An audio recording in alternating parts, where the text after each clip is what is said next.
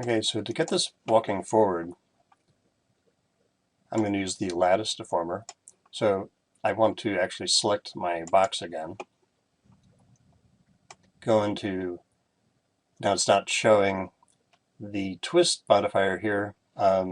If I were in the modeling menu, it would be listed here. But I'm just going to tell it to show the rest of the deformers here. Go down to nonlinear and select twist.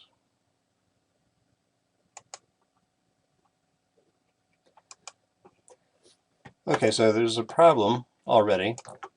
If you look at the orientation of this, it's not oriented to twist the direction I want to go. If I go into the twist here, there's the start angle and end angle, and it's twisting sideways. So the first thing I need to do is orient this to my character. So I'm going to go and I am going to rotate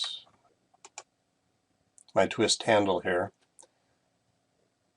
Okay, so I've selected the twist handle, I'm going to go and rotate it.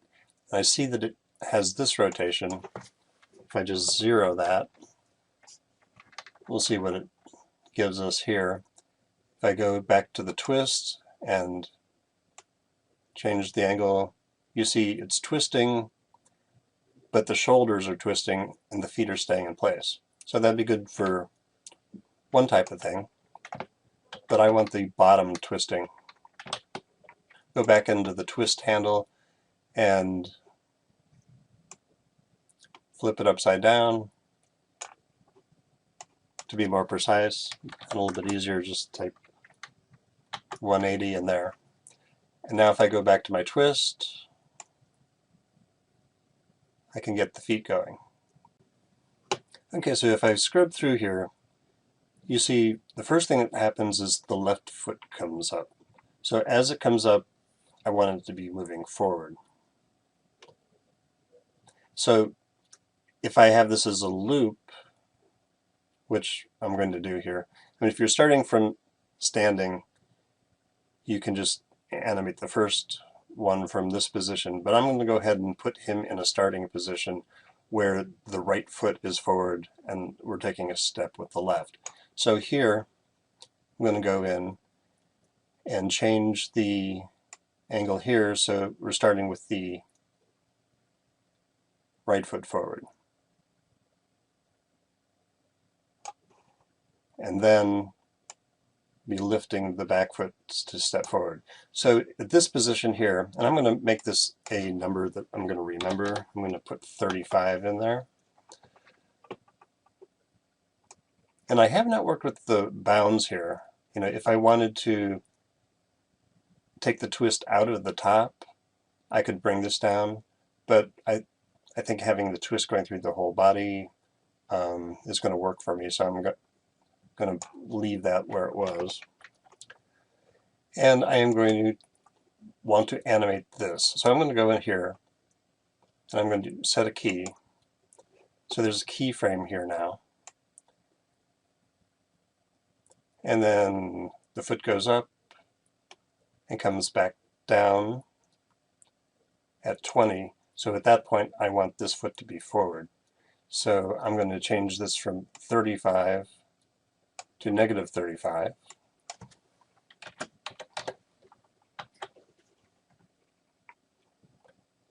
And set a key.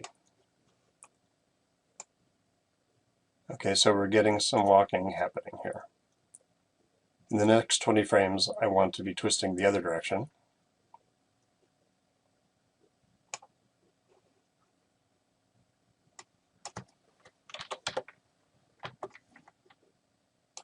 Set a key. And so I know that I'm going to want to have the same key 40 frames later and another 40 frames back in the same position.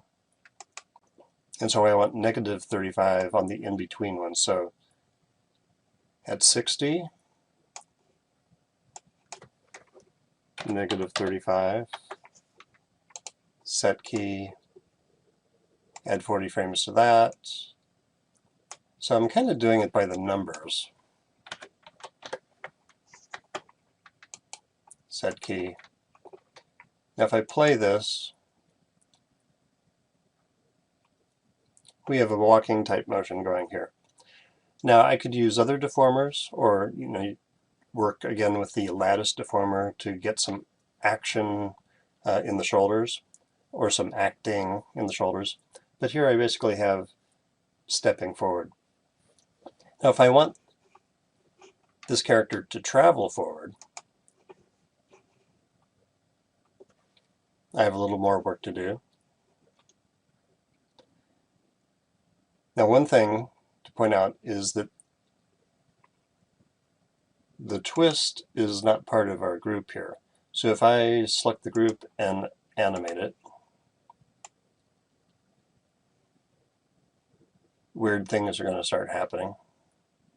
Okay, because the twist is staying here. So I'm going to select the twist handle, middle mouse button drag it into the group here. Okay, so now I can just select the whole group and move it, and it will stay together. Okay, it looks like I lost part of my recording. Right now, I have a floursack that's kind of walking. He's got a twist moving his feet forward, and he has a lattice lifting the feet from the floor. But he's walking in place essentially. To get him moving forward, there are a few different ways of doing that. I mean, the simplest thing to do would be to select the group, set a keyframe, go to the end of the animation, figure out how far he ought to move in the given time, and set another keyframe, and then see how well he walks. Now here you see that he's stepping, but he's also sliding forward. It's kind of like he's skating on ice a little bit. Okay, so ideally the planted foot should stay stationary. And there are different ways of approaching this problem. I'm going to delete that last keyframe there. Okay, so now we just have the initial position. I'm going to demonstrate a couple different things here. First off, I'm going to create a couple helper objects. I'm going to create a locator. I'll make two of them actually.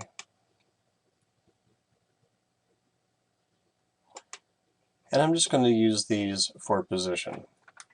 I'm going to put one of these at the toe of his back foot, and number one I'm going to put at the toe of the front foot. Okay, so I know that locator number one is the one that should stay in position at the first keyframe. Now to see these a little bit better, I'm actually going to switch to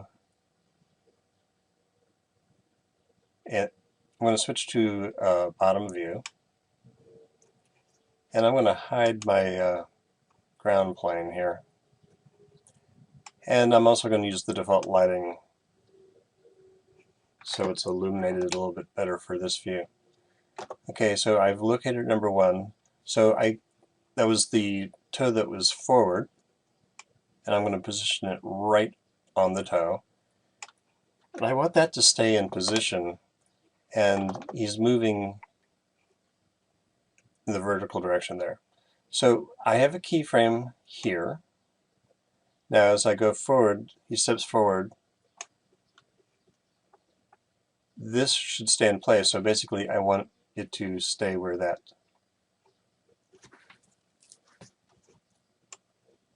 locator is. So I have to make sure that I have the right object selected, and I'm going to move it so that that toe is right on the crosshairs of my locator object. So my locator is right there. And it's a little hard to see. Alright, so I'm going to set a keyframe there. And you see that it doesn't stay right on it. It shifts off and comes back to it. So what I'm going to do is kind of at the extreme here where it shifts away. I'll just do frame 10. I'm going to position it back on the locator, set another keyframe. Now this is not going to be perfect, but you see that the toe is pretty much staying where that locator is. If I select the locator so you can see it a little bit better, you'll see it's kind of pivoting on the toe there.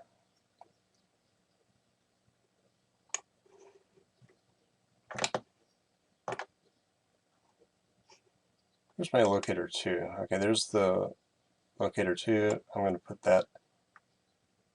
I really only need one of these, but it helps me figure out which direction I'm going. Alright, so again, with the group,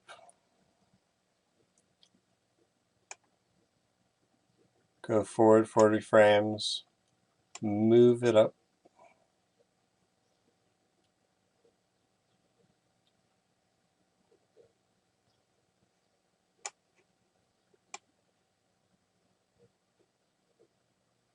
So the toe is on the locator again. This is locator 2.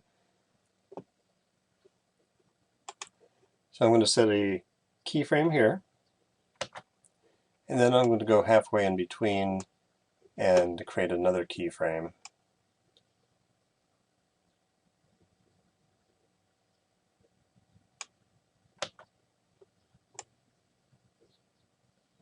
So it steps, so the toe is on the locator,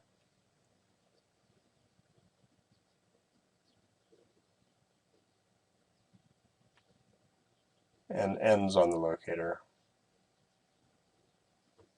Okay, I've just repeated that process through the rest of the frames here. Now, to check it out, I'm going to go back to my perspective view. I'm going to turn my ground plane back on. I'm going to use my lights, shadows still on.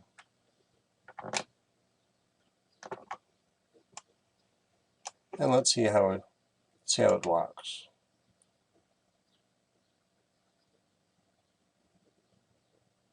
Okay, so it's not perfect, but this is one approach to getting a flour sack animating without using bones and a rig. This is all just using deformers. The slower something is moving, the more precise you have to be. If I sped this up, it'd probably look a little more convincing. For instance, if I went into the animation settings, and instead of playing 24 frames per second, I sped it up twice.